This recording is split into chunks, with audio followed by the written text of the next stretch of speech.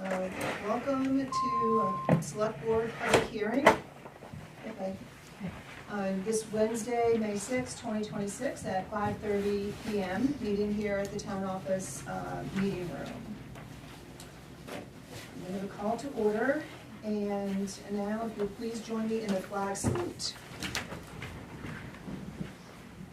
I pledge allegiance to the flag of the United States of America and to the republic for which it stands, one nation, under God, indivisible, with liberty and justice for all.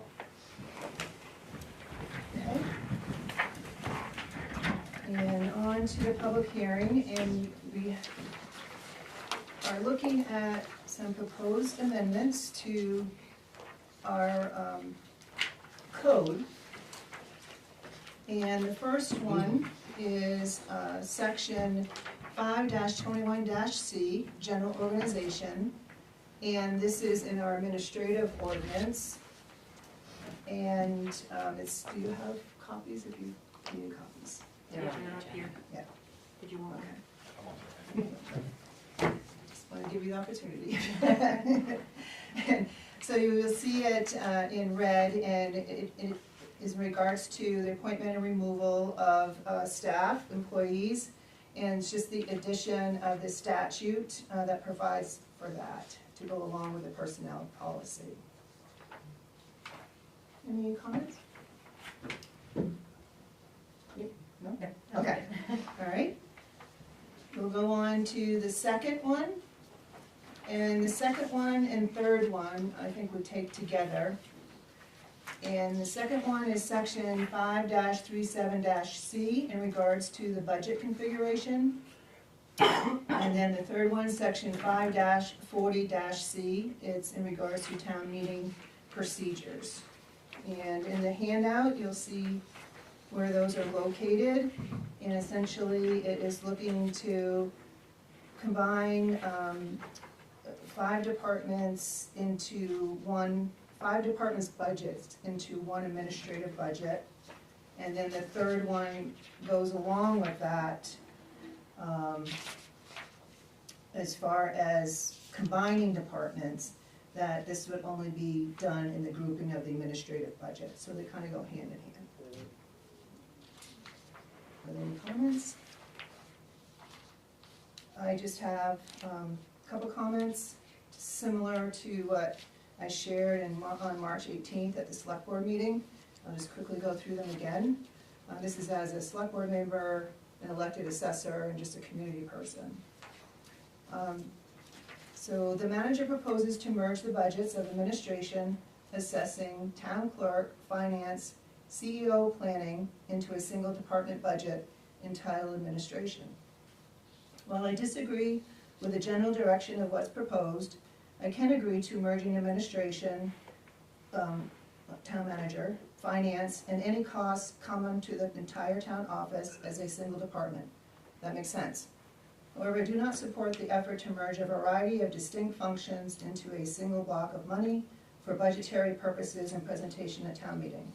It is unclear to me what the envisioned benefit is to the public, and I did ask at the time, and would ask again, my fellow board members to look beyond the 4 walls of the town office building when considering what's proposed.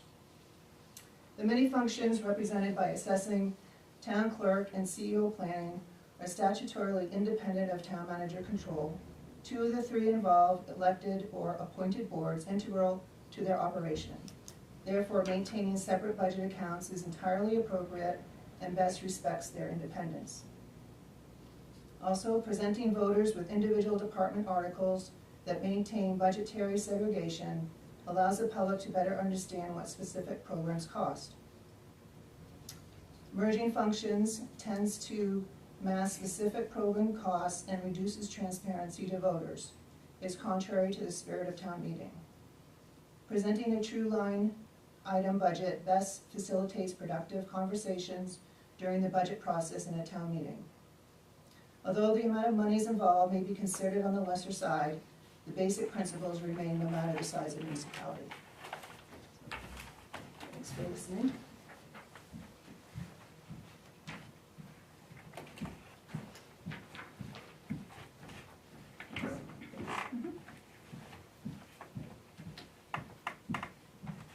Any other comments? A couple, just a couple on my mind, just recapping some of the things we have talked about.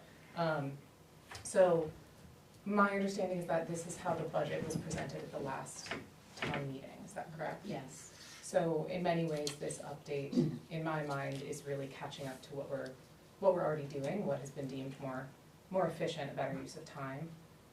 And also addressing, I think something Sharon has mentioned, is that there's several expenses that are overlapping between these departments, and splitting them up would require splitting up staff time between departments and splitting up resources that are used between departments. We've talked about this already.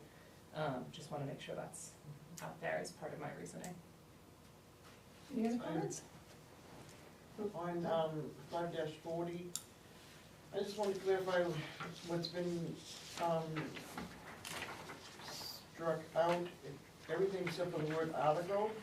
I didn't know if that was on purpose, or I don't see the reason why that one word would be left there.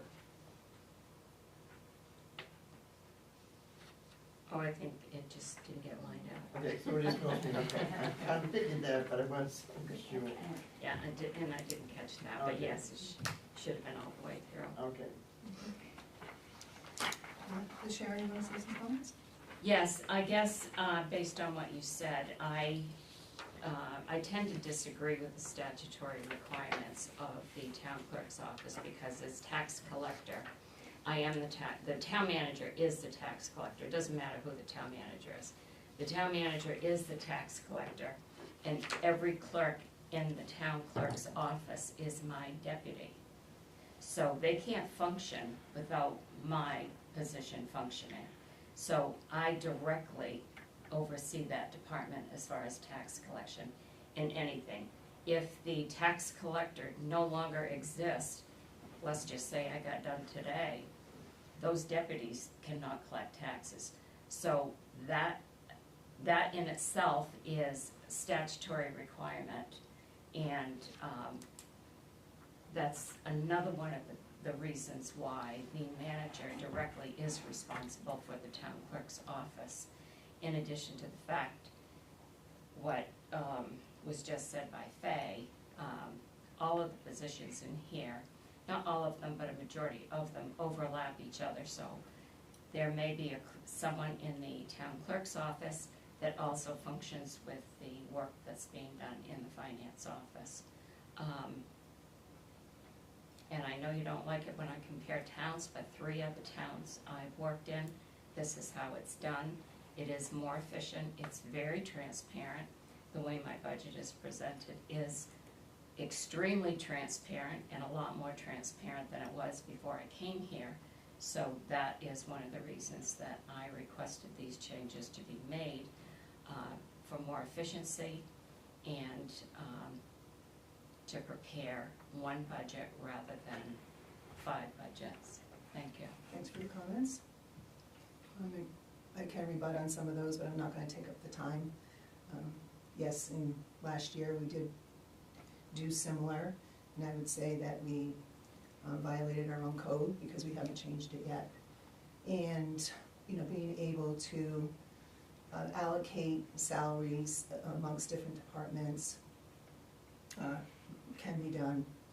And it doesn't really matter, again, the size of the town.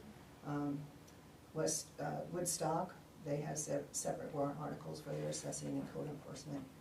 And so we're just here to take comments, and I think we've heard people's comments. Anything further? All right, if there are no further comments, we will close the public hearings. Thank you.